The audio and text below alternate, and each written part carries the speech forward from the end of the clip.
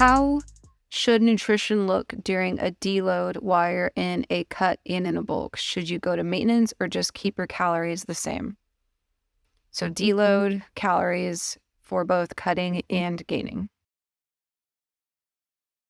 I mean, I think there's the goal of the deload is to promote recovery, both physically and mentally.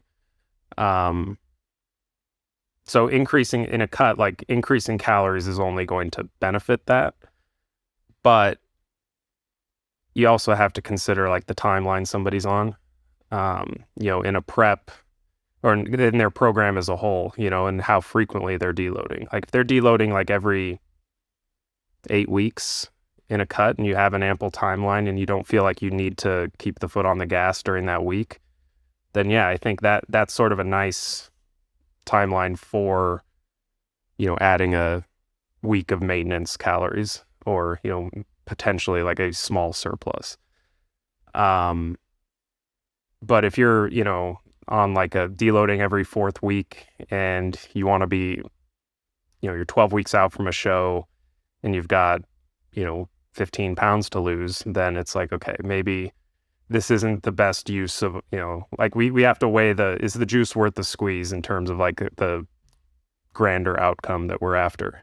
Yeah.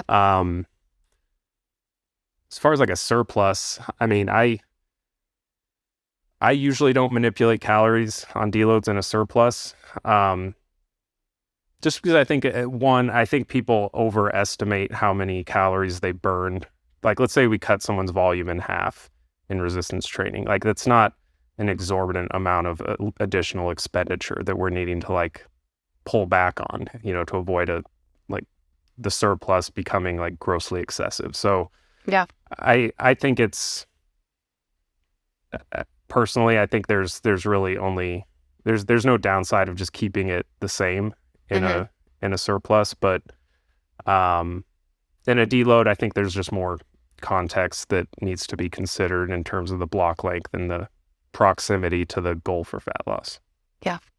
Speaking of that, yeah, I've done it on preps, for example, where we have a deload week and it's like, hey, we're not going to be training very hard this week, so let's go kind of hard and like make some progress. Obviously, that's not going to. You mean nutritionally like a big cut? Let's stay low. Cut the calories. Yeah. But again, like there's a cost of doing that, right? It's like we don't get the benefits of the deload, right? Or not all the way. So the cut, like Brian said, it's like there's so many more options there. Sometimes I do like to time the diet break so that it falls on a deload week. Traditionally, if you do this, because it makes sense on paper, but people end up feeling a little worse, right? And I think a lot of that is just your body finally telling you the way it's been feeling, like all those weeks, right? It's kind of like when you start tapering someone's calories up, or even on isolated refeed days, they get a little bit more food and your body's finally like, okay, this is about how hungry we are. So sometimes when you do that, when you strategize this like fluffy pillow of a week, both dietarily and from a training standpoint, sometimes it feels worse. But again, that doesn't mean, it doesn't make sense, right? That it wouldn't be working, that it's making the situation worse. It's just that finally your body got a chance to like chill out and it's telling you what's up. But that's one way of doing it. I think that the diet break and the cut and the training deload, I think those sync in pretty well together. And I think, as you start your cut, probably not a bad way of organizing yourself. On the gaining phase, like Brian said, I'd rather just keep things the same. As a matter of fact, I know this is true for myself when I am not training, because I am less achy, less tight. I find myself like moving more, like I get up off the couch to get the remote, things like that. So yeah, it ends up being a wash, I don't know. Take advantage of the deload week and maybe if you're concerned about it, just get some active recovery. Go do some chores at home, like the stuff you've been putting off. Go empty out the shed, things like that. But yeah. There's just almost no wrong answer to this. I think you can justify it and play around with many different angles here, which kind of tells you that at the end it's really not that big of a deal. Like even if you miss with this one, hardly matters. Yeah.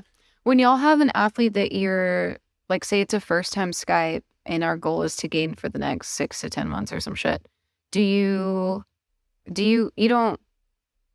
how do you prescribe like calories? Is it, because he's asking about how calories would move, like do you do weekly averages, daily averages or something like that, plus or minus 500 calories, or like how tight of a prescription, how big of a window do y'all usually do with a first time Skype call athlete? I'll see you in 6 weeks and you're gonna gain for the next 6 months or some shit.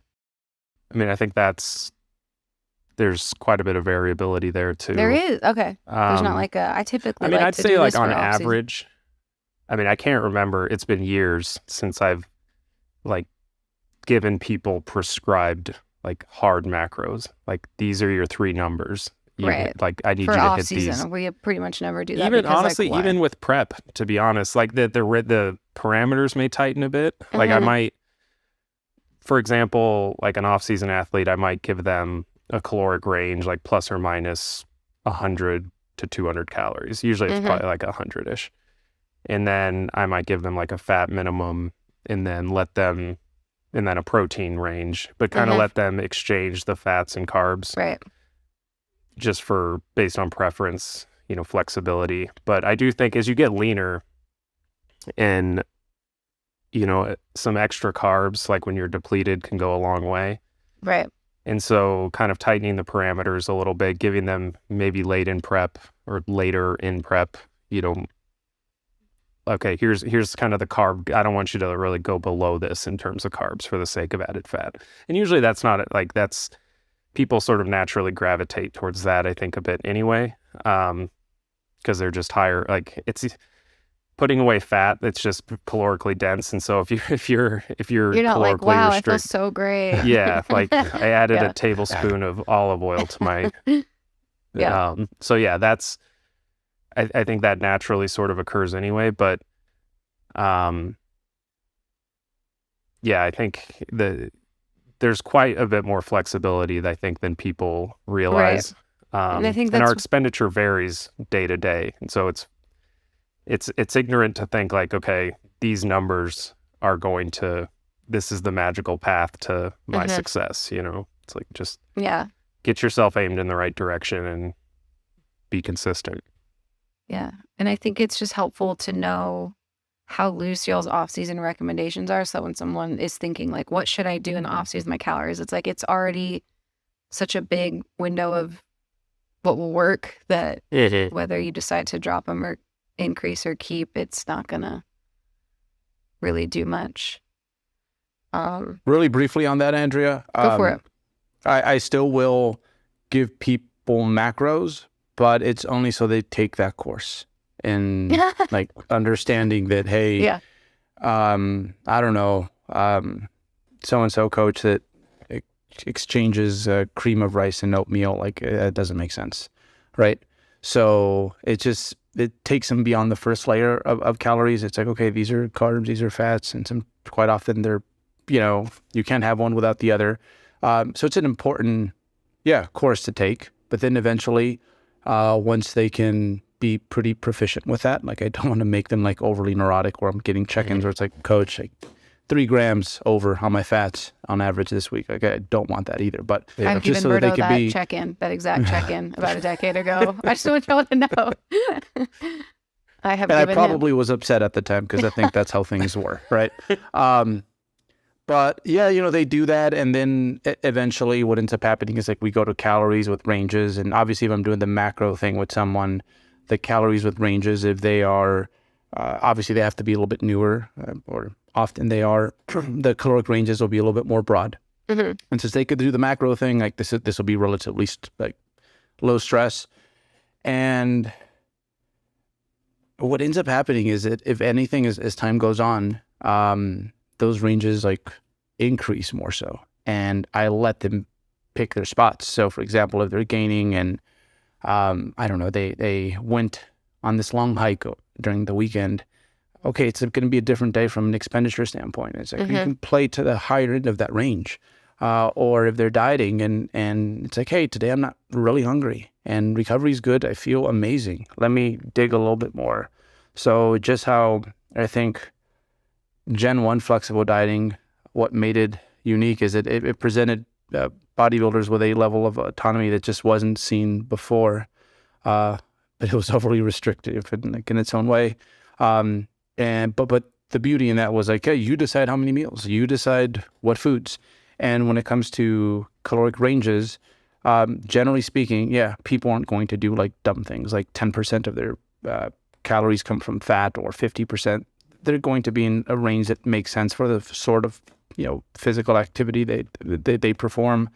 But broadening up those ranges and having them be a little bit more in tune with their body. It's no different than going to the gym and it's like, okay, I have a 3x3 with 400 on the deadlift schedule today, but I think I'll snap my stuff up if I do that. I'll bring it down to like 375 for the day. So it's kind of the same thing. And it's just beneficial to be able to teach your athletes to fend for themselves and make those dynamic decisions. And that to me is truly what flexible dieting is. Yeah. Yeah.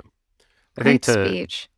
When he mentioned he still does use like macros at times, I think there's situations like I have people where I will give them ranges, but they're a little bit hesitant to go that route because they've been doing, these counting macros to the gram for a long time. So sometimes I'll give like example macros, which is like, it's like, okay, well, these are your ranges. Here's some numbers that meet these requirements. And I think that helps. And then one thing, this was a few years ago, probably longer than that, but I remember I had an athlete I was working with and I had given them some ranges. And it was kind of evident that they were sort of abusing the flexibility to some degree.